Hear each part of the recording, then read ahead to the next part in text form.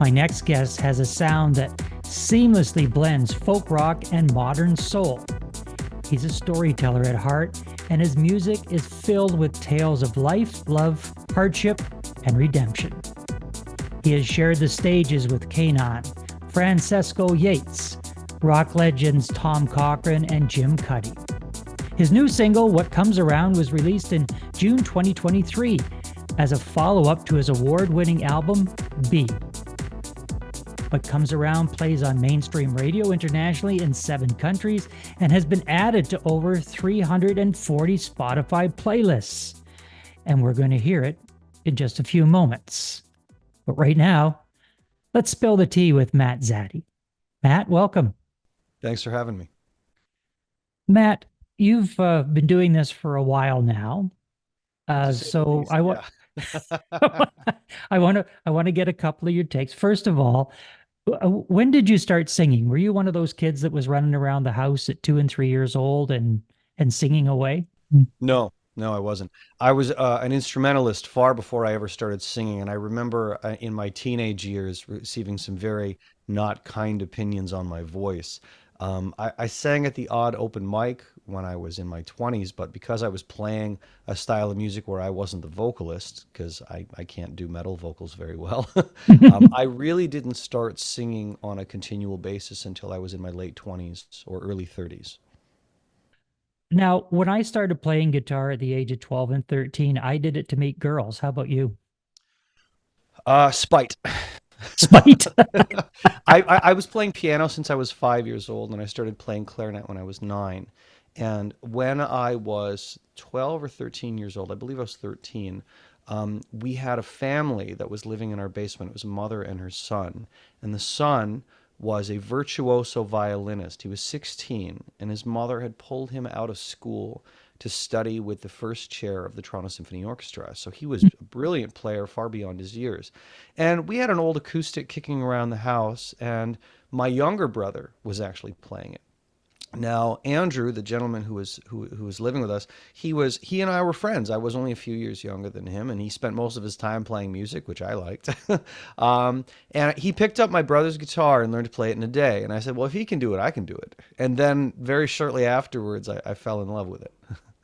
I took whatever was the first book that I had. It might have been a Hal Leonard or a Mel Bay book. And because I already had a theoretical knowledge, and because my fingers were used to playing piano, I did the book in a day. And then I just Many fans and music lovers look at the touring life and they think, wow, that is so glamorous. I mean, to be out on the road, you're playing gigs, fans are falling at your feet all the time. Give us the reality check, Matt. What's touring really like? It's a lot of waiting. Um, when I was younger touring, I was in a smaller independent band, and we were touring trying to build a fan base. This was in the younger days of social media, so YouTube was new. MySpace was still the popular thing. Facebook was extremely new, and the way that you would build it was to visit places where there was an established music scene, either trying to get an opening spot or as a touring band playing with locals, trying to organically build a following, which is a pretty old school way of doing it compared to now, where you go online, you perform either your music or somebody else's music, or do something interesting to basically say, look at me, to get people's attention. And then we've seen people build fan bases that way. And sometimes it's this sort of, moving gradually, which is what most people do, but we only ever hear about the viral stories. Touring for me in my younger years, we were not touring under the best of conditions. We had, half broken down vehicles and no money. So I remember I had a 6-week tour through the US where my standard meals on the road, I'm also vegan, so it's not like my diet's very different, was a can of chickpeas, a bag of coleslaw and Italian dressing, and carrots and hummus. That was my standard meal. Breakfast was always McDonald's, black coffee, and a hash brown when we had the money for it. From the age of 16 to today, along the journey of being a musician, was there ever a time where you doubted it and said, you know what, this is way too hard? Repeatedly. Repeatedly. I'm not gonna swear on your broadcast, but I'll mouth what I said at one point when I said I'm done with music. And what caused that? What wave comes over you at that moment where you say, I don't want to, this is unbelievable. I won't want to do this anymore. I'm going to go back to Western. I'm going to go get my medical degree and I'm going to be a doctor. Complete and utter frustration and failure Mhm. is the best way I can describe it. Most people, if you go a conventional path, it's pretty lined out for you. But a life in the arts is not a conventional path. It takes a lot of persistence, a lot of diligence, a lot of grit, and a lot of ingenuity to be successful at it. It can be done. I know countless people who have done it, and everybody does it a little bit differently. Like sometimes somebody in my position who does a number of different things will have one of those things really take off, and then they will focus on that one thing. I have certain things that I do that tend to pay me better. So because I live in a world where I need to buy things, I put more focus on the things that tend to pay better. But not just that, because sometimes the thing that I enjoy the most is the thing that sometimes pays me the least. Well, let's get into one of the You might be songs you right. wrote, Matt. This song plays internationally and has been added to over 340 Spotify playlists. So let's take a listen to singer-songwriter Matt Zaddy and What Comes Around. All night you're out looking down at your feet, thinking how you got here and what does it mean. Journey through to here is gone to time and the sea. Only thing that brought you here is fate, it seems. Hard times come round at the end of the day. Hard times come round, and here's what they say: you're looking for the reason to love what you do. You just need to look inside. You'll see that it's true. That is true.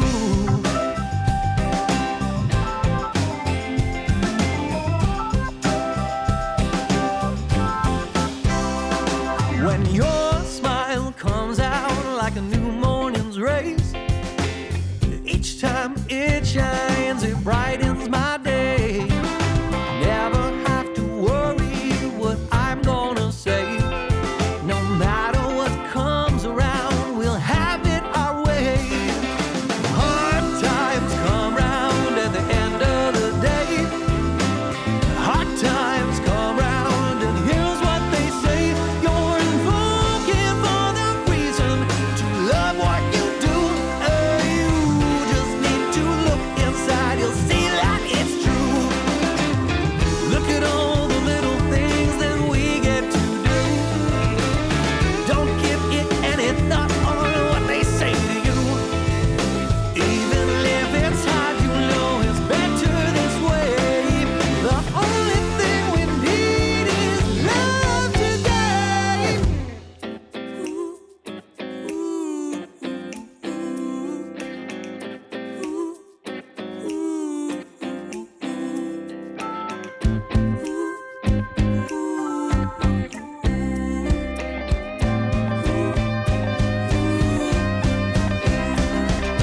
Hard times come round at the end of the day. Hard times come round, and here's what they say: you're looking for the reason to love what you do. You just need to look inside. You'll see that it's true. You just need to look inside. You'll see that it's true. You just need to look inside. You'll see that it's true. That was Matt Zaddy and his composition, What Comes Around. Matt, what was the inspiration behind that song? There's a lot of feeling in there. I'm sure there's a lot of messages that were swirling around in your mind when you wrote that song. So what was the inspiration? Well, I think it ties in very closely to what we were talking about right before you played the song. Um, I'll give you a little bit of a backstory on it. I was during COVID, a lot of artists did a lot of writing. I did not. I was one of those things that I had to kind of completely rework what I was doing in order to be able to make a living basically and to afford my life, to afford, the lifestyle, considering that normally about 65% of my income is from live performance, and that disappeared overnight. So I went from being an educator and a performer to being less performance and far more educating. But I had to get really good at one of these cameras. So I had to learn a lot of new things in a very, very short period of time in order to be able to recreate my income, so to speak. So between that and teaching 60 students a week, I was exhausted, and I had no real, I had nothing left to write with. Now, when things started to get back to normal, I started writing again. And I remember I wanted to put out a new single for 2023 because 2022 was just like a catch-up year for me. So 2023, it's in the fall. I'm doing a little bit of writing here or there, but more just focused on the work that I'm doing. And I am the kind of person that when I give myself a deadline, inspiration kicks in. That's just how my brain works. If I don't have a deadline, it's a hell of a lot harder. So I booked a recording session with an engineer. The engineer I did my last album with is a producer named Ross Citrullo in Toronto. And I was preparing material, like I was making demos for him, and I was trying to come up with something new. And inspiration strikes at that time. So I actually came up with the majority of that song 3 days before the session. Lyrically, I tend to be a stream of consciousness writer. Like sometimes I'll have something hit me and I'll just write until my head or my heart says stop. And sometimes the song itself will bring on the ideas. And in this case, it was the song itself. I had a bunch of lyrical ideas come to me at the time. And what I was thinking about was I am a very task-based kind of person. And when I have something to do, I am far better. But my brain tends to not deviate from that. I just tend to focus, and then when the day is done and my brain has time to think of other things, it says things sometimes like we were talking about, or what am I doing with my life, and what's the meaning of all of this? And I try to remember, despite the difficulties in what I'm doing, the wonderful experiences I've had, the people I've met, and the difference that I've made in a lot of people's lives. And I try to go to sleep with the knowledge that this is where I'm supposed to be, and wake up to fight another day, so to speak. So that's kind of what the song is about, is when the day is done and the mind is racing. It's I guess a story of hope despite the difficulties. So what's coming up for you, Matt? What's coming up in the future? What gigs have you got going on? Releases, new music? What's happening?